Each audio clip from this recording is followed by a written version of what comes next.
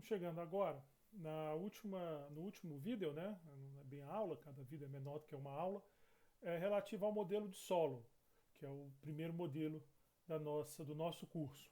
A ideia agora é fazer uma coisa que muito provavelmente não estava lá nos livros textos, nem nos cursos de macroeconomia de graduação, talvez um curso avançado, mas é o tipo de exercício que se faz muito em macroeconomia, que é você tem um modelo, aí você coloca choques e quer ver como é que o modelo responde aos choques. De certa forma, toda essa discussão que nós fizemos do modelo de solo foi para chegar aqui, porque o que nós vamos fazer na primeira parte do curso é exatamente estudar maneiras de avaliar como calcular a resposta de modelos a choques. Então, é o tipo de exercício que nós vamos fazer com modelos mais sofisticados. Aqui nós vamos fazer com um modelo bem simples, que não dá muito trabalho em relação à estrutura do modelo. A maneira mais comum, mais básica de inserir choque de produtividade em um modelo é lá na função de produção, fazendo que o termo A passe a depender de um choque aleatório. Ele afeta a função de produção, é um choque de produtividade, e a técnica é a mesma que nós usamos para colocar aquele crescimento da produtividade. Mexe no A, mantém a função de produção como ela estava. Existem muitas formas para fazer o AT, várias estratégias para apresentar esse choque. Uma das mais populares é fazer autorregressivo, AT igual a ρ a barra mais 1 menos ρ, AT menos 1 mais epsilon, onde epsilon é um ruído branco, normalmente normal 0, sigma 2 epsilon. Ρ é um número entre 0 e 1, nós sabemos que se ρ for igual a 1, nós vamos ter problema de raiz unitária, se ρ for maior do que 1, isso é explosivo. A barra é a esperança não condicional de AT, ou seja, a barra é igual à esperança de AT, sem condicionar nada, e epsilon, como eu disse, é o choque aleatório. Então essa é uma maneira bem popular de colocar o choque. Uma das vantagens de trabalhar com essa maneira é que processos autorregressivos são bem comuns em macroeconomia e econometria. Então você está num território muito tranquilo quando você usa essa estrutura, mas muito tranquilo mesmo. A desvantagem é que epsilon precisa de um limite inferior, senão há o risco do A ser negativo. Quer dizer, se esse epsilon aqui assume um valor negativo muito forte, né, de um módulo muito alto, menos 1 trilhão, há risco A ficar negativo e aí ferrou, porque ele multiplica a função de produção, nós vamos ter PIB negativo, o que não faz sentido. Na prática, vários autores usam essa especificação, fazem epsilon normal, que não obedece essa hipótese aí do limite inferior, o normal vai até menos infinito, só que bota uma variância muito pequenininha. Com média zero e uma variância muito pequenininha, 0,07 é um número que usam, dificilmente esse epsilon vai ter um valor negativo que comprometa o modelo.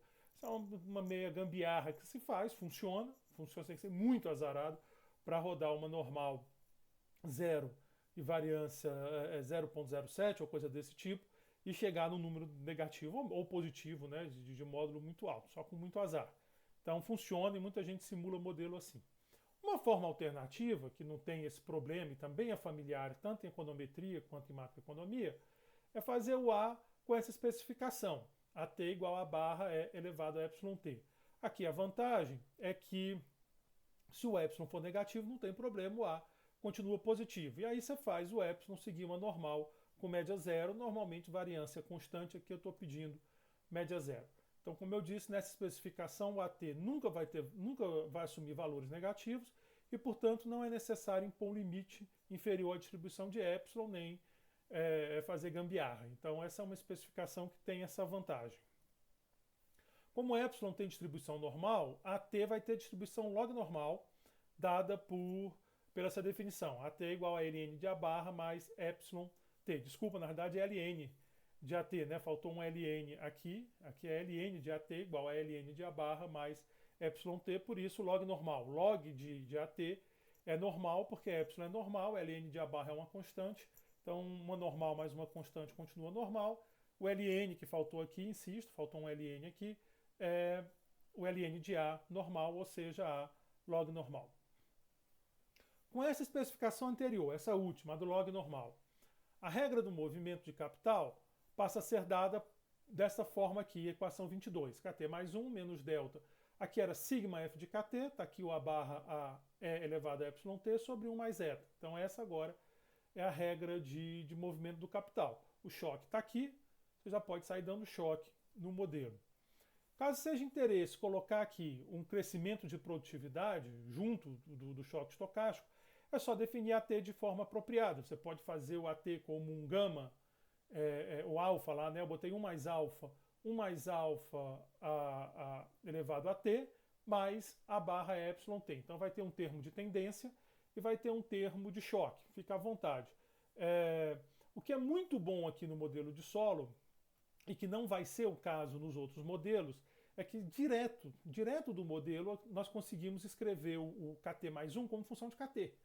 Então isso aqui, para fazer simulação, é uma festa. Você faz isso aqui no Excel, se você quiser. Você gera a sequência de epsilon, bota os parâmetros, claro, a função, dado K0, você tem K1, bota K1 aqui, sai K2, K2 aqui, sai K3. Então você simula esse modelo, inclusive com choques. Essa é a simplicidade que eu falo do modelo de solo. Então é muito simples, é só sair colocando as coisas aqui no seu devido lugar, insisto, geralmente o A é que vai capturar esses termos, e simular o modelo. Então, se você define uma função de produção e usa um software para sortear, né, os valores de epsilon, você fixa a distribuição, o R faz isso, o MATLAB faz isso, o Stata faz isso, o Excel faz isso, só você botar lá, eu quero gerar 1000 valores de epsilon ou 100 valores de epsilon de acordo com a distribuição pré-determinada. Se você tiver um ponto de partida, o K0, pode simular o modelo, vai dar tudo certinho. Nós já estudamos a estabilidade do modelo, nós já sabemos que as coisas aqui funcionam. A definição da função de produção faz parte do modelo, né? Você desenha o modelo como você achar adequado. A mais popular é a Cobb-Douglas. Nós já discutimos isso e estamos usando a Cobb-Douglas o tempo todo. Para estimar os valores dos parâmetros, quer dizer, para obter os valores dos parâmetros, você pode usar calibração, que basicamente é fazer que o modelo reproduza algumas propriedades da economia no estado estacionário. Então, essa propriedade tem que ser observada, o modelo faz isso. Ou uma estimação com econometria. Usa lá um método econométrico e estima os parâmetros. Aí é por tua conta, cada escolha tem perdas, tem ganhos, abre polêmica, mas são dois métodos aceitos na literatura. O sorteio do epsilon, como eu disse, pode ser feito por qualquer software matemático ou estatístico, incluindo planilhas, etc. O valor de K0 depende do exercício a ser realizado. Em muitas aplicações, você define como estado estacionário, e aí você quer ver só o ciclo, né, a flutuação em torno do estado estacionário. Em algumas outras aplicações, você quer estudar uma transição, então você faz o K0 como estado estacionário inicial, e depois você vai ver como transiciona para o outro estado estacionário, talvez por uma mudança de políticas, e aí você acompanha a transição na equação. Os dois tipos de exercício existem, são feitos, e aí, dependendo do exercício, você faz um trabalho ou outro.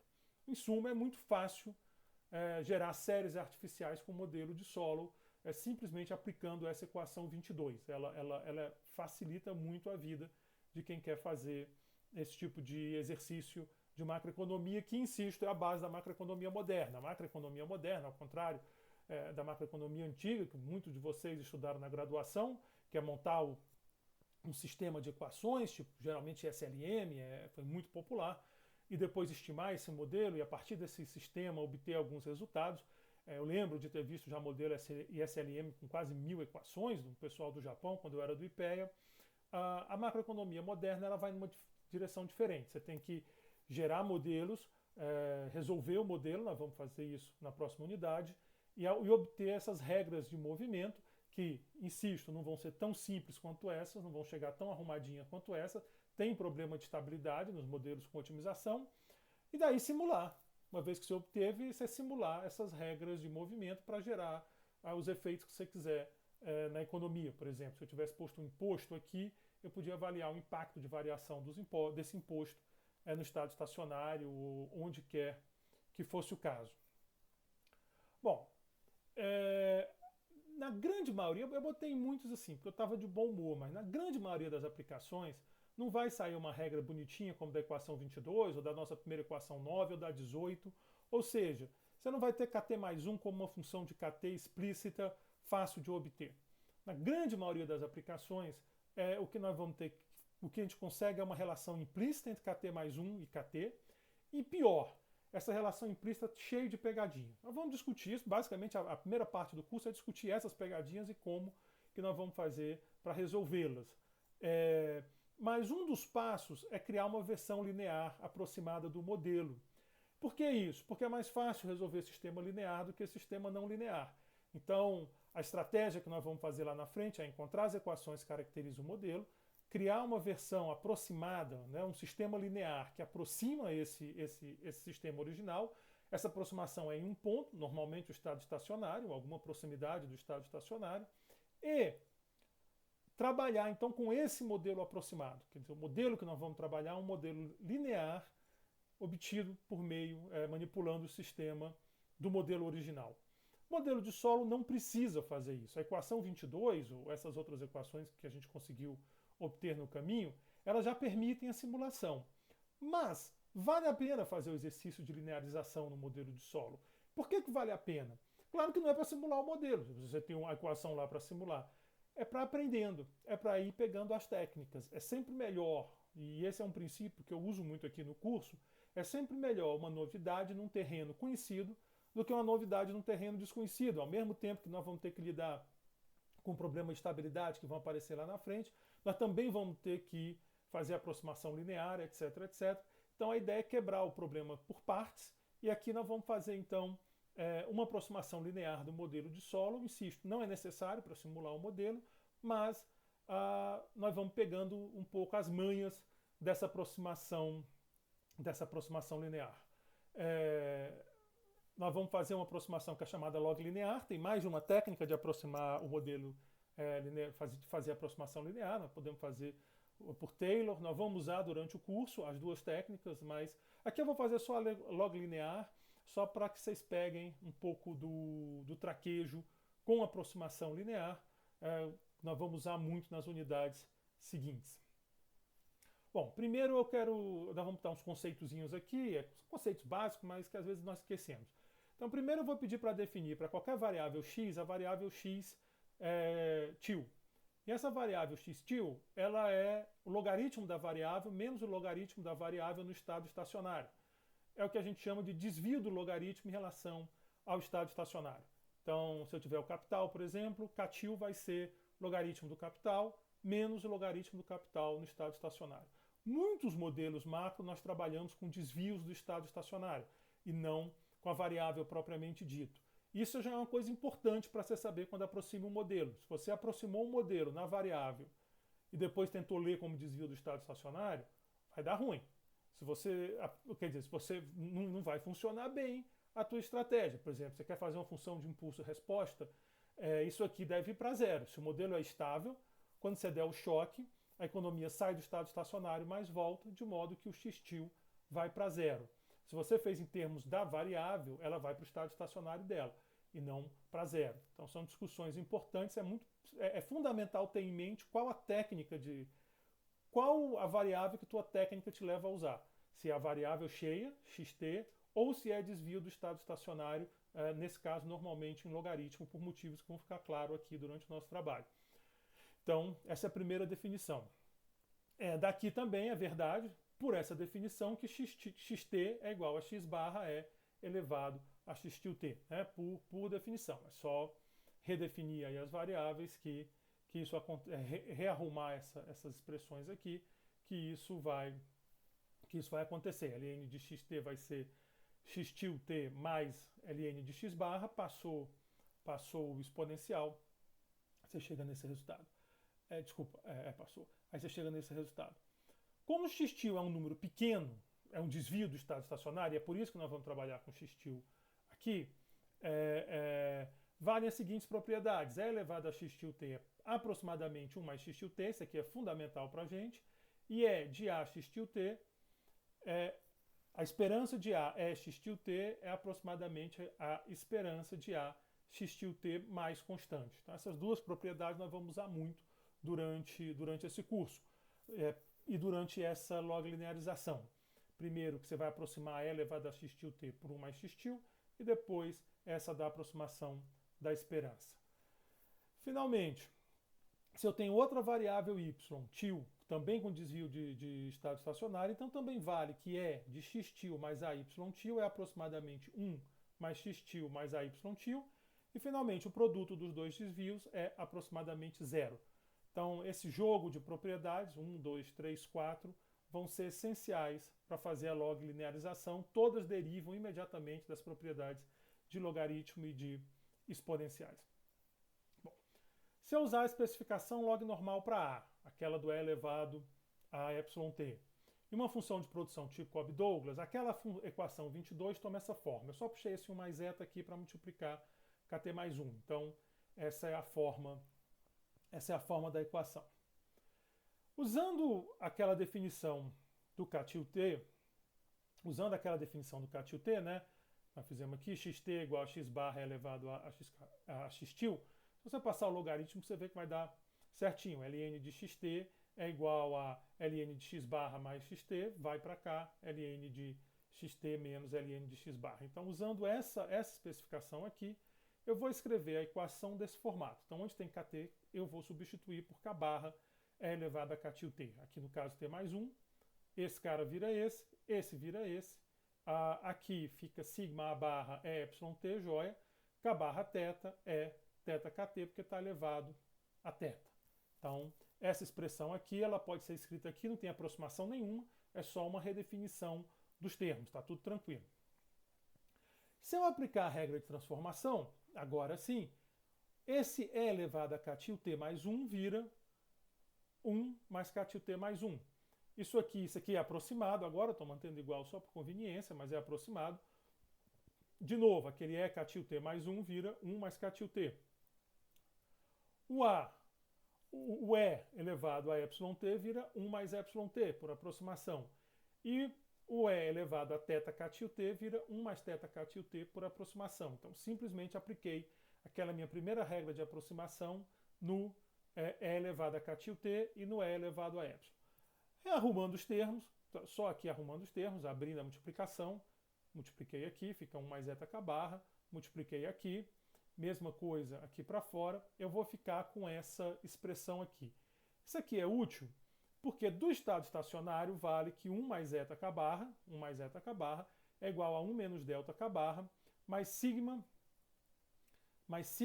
a barra kθ barra. É só aplicar o estado estacionário ali. Como esses caras são iguais, essa parte aqui que vai com o estado estacionário vai embora da minha equação. Então vai ficar 1 mais eta k barra k til, t mais 1. Esse cara foi embora. 1 menos delta k barra foi embora, ele está aqui no estado estacionário. Então fica 1 menos delta k barra k til t, mais sigma. Esse aqui foi embora, esse aqui está nessa expressão. Nós vamos usar esse truque do estado estacionário o tempo todo. E aí sobra o resto, né? O sigma sobra o sigma a barra epsilon k barra θ k til t, esse aqui sobrou.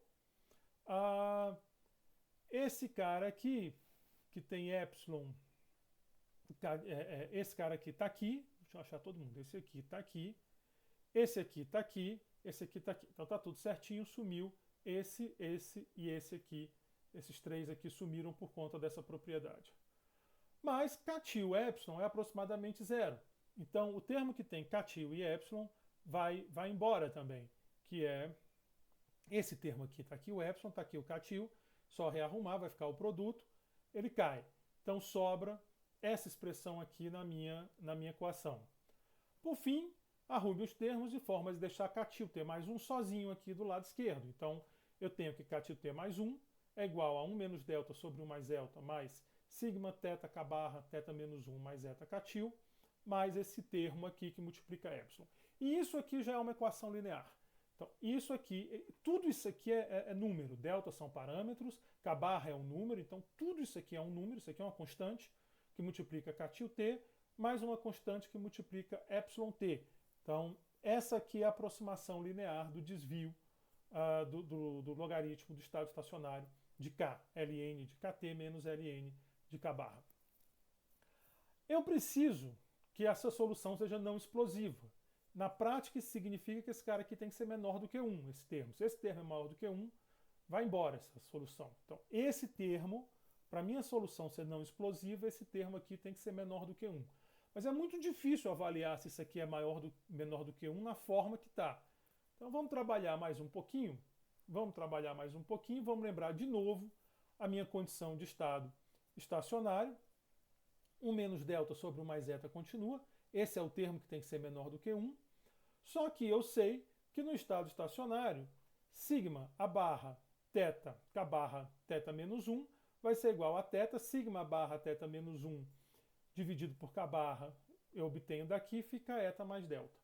Então, de novo, divide isso tudo por k barra, vai ficar 1 mais eta é igual a 1 mais delta, mais sigma a barra k barra θ menos 1. Multiplica agora, joga esse termo para cá, vai ficar eta mais delta, multiplica por θ, e finalmente eu tenho então que esse termo aqui é eta mais delta. Então, vale que sigma barra k barra θ menos 1 é igual a delta mais delta 1 mais eta, delta mais eta 1 mais eta, multiplicado com θ, porque tem esse θ aqui, fica esse termo aqui.